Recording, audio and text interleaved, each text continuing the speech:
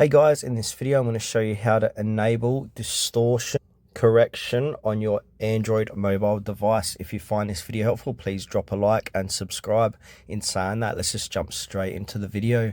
Alright, so what you first need to do is head over to your store on your Android device and you need to go ahead and search for camera assistance. I've already got it installed on my phone, so let's go and see how to do this. Alright, so go to your Galaxy store, click on search, type in a camera assistant, which I've already got previously.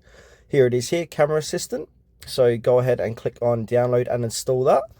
Once that has happened, go ahead and open up your camera assistance. It's got more settings that you won't find in your normal camera settings, so you need this app.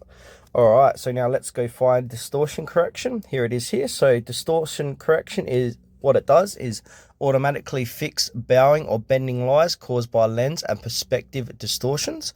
So go ahead and enable that.